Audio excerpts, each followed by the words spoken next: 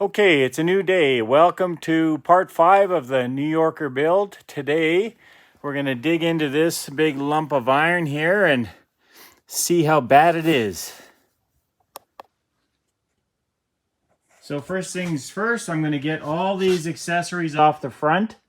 There's a lot of AC brackets and pulleys and compressor stuff. And then we'll pop the head off and that valley pan and maybe get these exhaust manifolds off as well. Okay, sometimes, or quite often actually, when you take stuff apart, there is collateral damage. Now, if you'll notice, the alternator doesn't quite line up with the AC compressor anymore, and of course that'll chew up belts in like seconds. And the reason is, this bracket here got bent. It was rubbing against the cherry picker arm, and yeah, so it's just a flat piece of metal, so we'll just hammer that straight and line it up, but these things happen.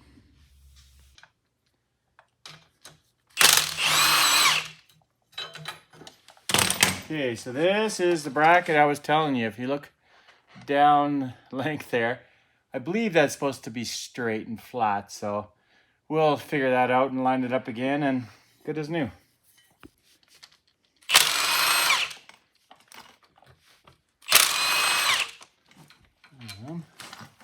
That should just pop off there. No? Oh no, certain one up here hiding. Here we go.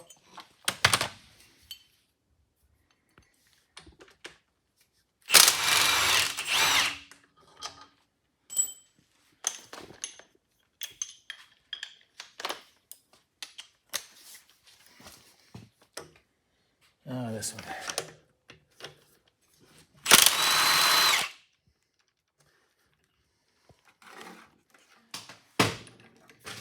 And off it comes.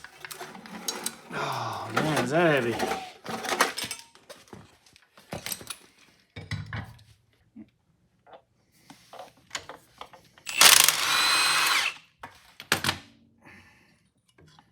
Off with the pump.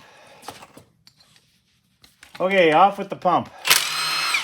We're gonna check, probably replace all the timing chain anyway, so you gotta take this off. Now, I've unbolted everything from the pump to the block, and except for this one. Of course, this one is kind of captured behind this. Now, this is gonna be rusted solid in there. There's no way you're gonna get that out with this destroying it. So what I do is I just take everything else off, and I walk the bolt out manually with a wrench, and then and it'll, you know, come away from the block all by itself. And it's the same with putting it on. That way you don't have to mess with this, because that's just more misery and grief, and it's not really worth it. You don't have to replace it unless it's really corroded, but we'll just let that brown Loctite hold. Okay, we might as well pop this off because we'll put a new one on there anyway. And another side note, whenever I replace the water pump on a big block Dodge, I always order one for AC, whether it's an AC car or not, because the AC pumps are generally much thicker with a bigger bearing, which is stronger, and they have more blades on the impeller, so they flow more coolant. So just order one. Anytime you're doing one on a big block, order one for AC, and you'll get the automatic upgrades for no extra money.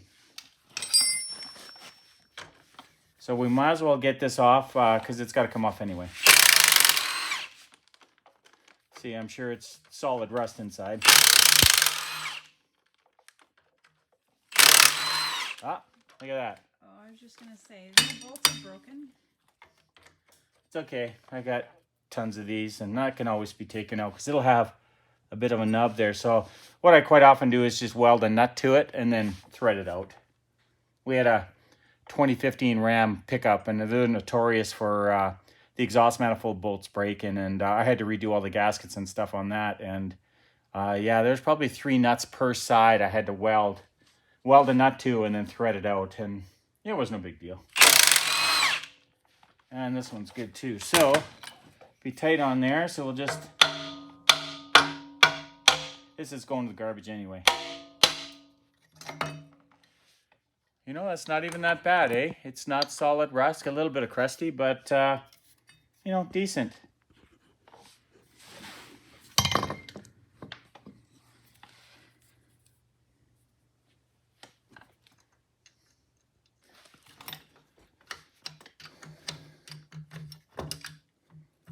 Okay, so there she's off, and you can see how this is captured in there. But when you go to put it on, just start with this bolt first, and it works just fine. So you can see there's 6 bolts in here, 1/2 inch, and they hold the pulley onto the harmonic balancer. And then the big bolt goes into the crankshaft, and that holds the balancer on as well. So we're going to pop that off and then take the timing cover off and have a look at the timing chain. I mean, 99% sure we're going to replace it, so we're just pulling it apart. Okay, so this is off, and this is interesting. It's rubber isolated on the pulley. Now, obviously an AC pulley, and I don't have much experience with the early cars or AC cars, but this is neat. It's kind of rubber isolated, just like the harmonic balancer. This car just doesn't stop surprising. Okay, so we got the puller on here to slide this off the crankshaft. You can pry and hammer on this from the backside till you're blue in the face, but it'll never come off. This is the only way to do it. And of course, the other way is going to damage that as well. So just do this, and you'll see this sliding off the snout there.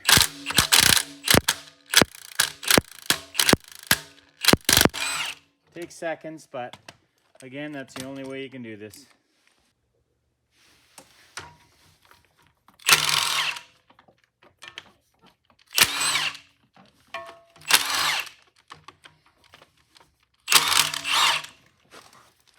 And then, see if this is gonna.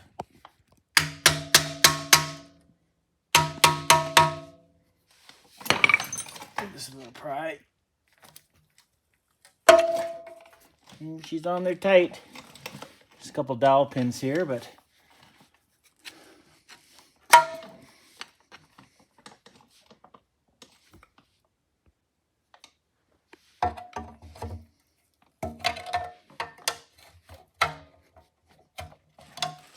She didn't want to let go. Okay, so this is kind of good news in here, and I'll get a light and you can see what I'm talking about. And where the light went. Oh, there's one here, I guess. Okay. This is a double roller timing chain. Right there. That is not factory. So that means somebody has been in this engine before. And who knows? Maybe it was rebuilt and we'll get lucky. We'll find out in a hurry. But anyway, this is good news. It's not bad for tightness. But as you can see, it's 2 rows there. It's a double roller. So that is definitely an upgrade. And we'll probably reuse that. Okay, we'll zip off this valley tray. And we'll get a quick look at the cam. If the cam and lifters are anywhere decent, we'll just reuse them. We're not looking for a big, race type horsepower cam. It's just a cruiser, so if they're in good shape, we'll reuse them just because of budget reasons. Anyway, here's the grand reveal.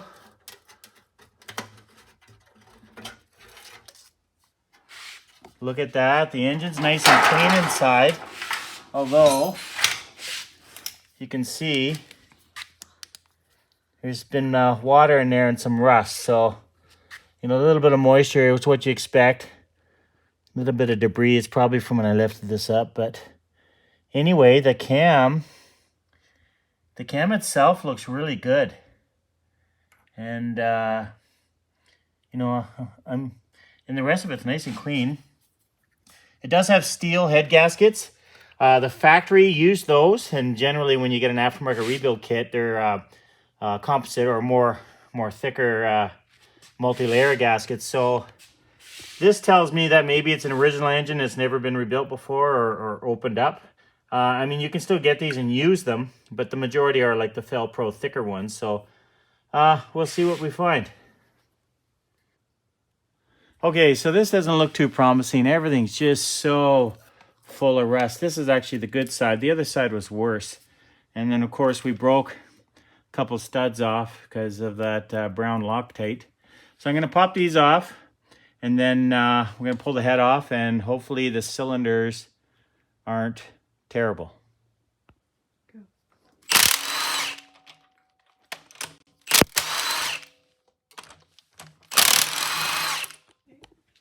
Okay, head bolts off. This is the great reveal. Have a look at this. Yes. You know, it's not that bad.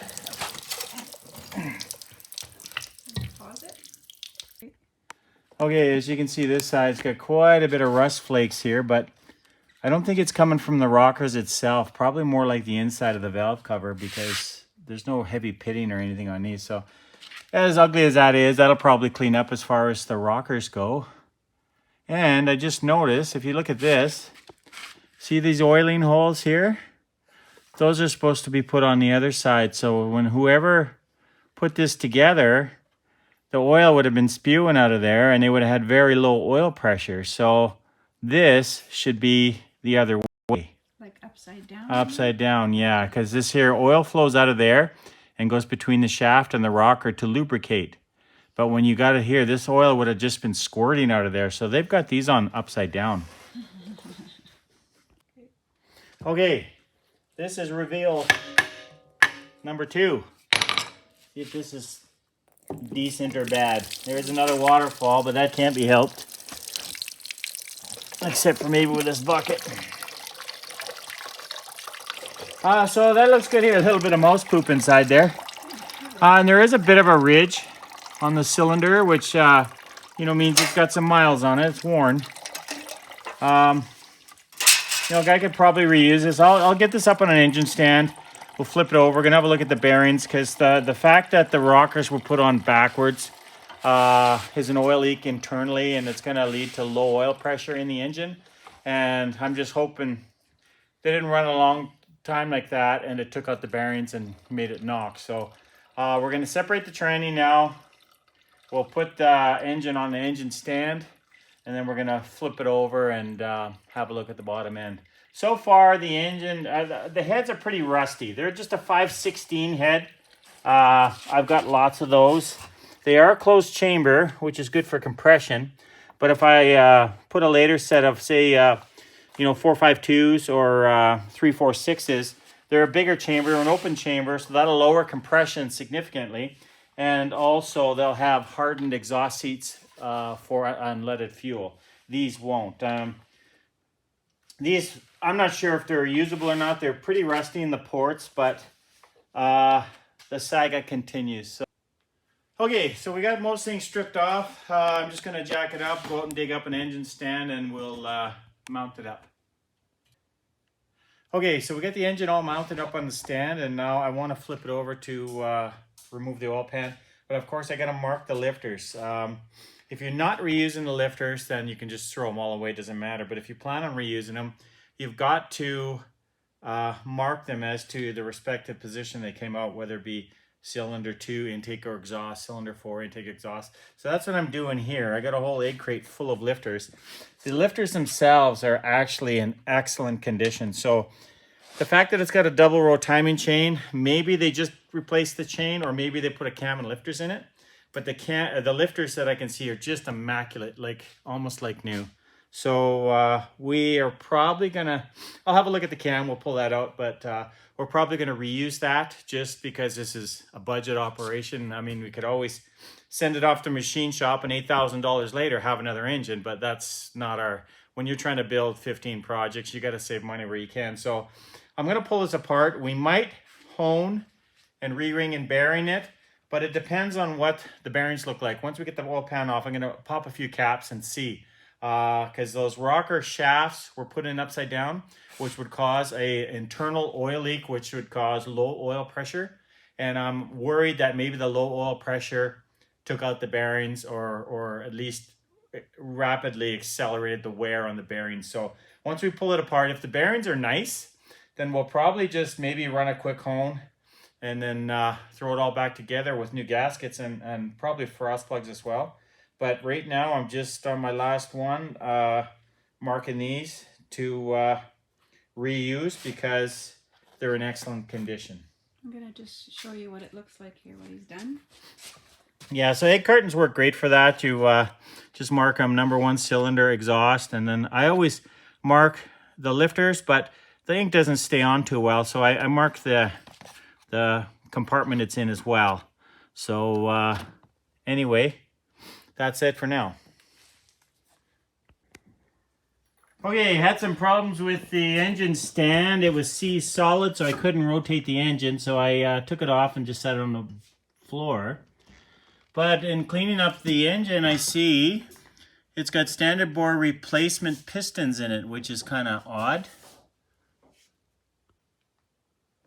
Okay, big reveal. Oil pan is loose, and we'll see what kind of carnage we have in here. Got my trusty assistant son helping me. Oh. It's going to be on the oil pickup.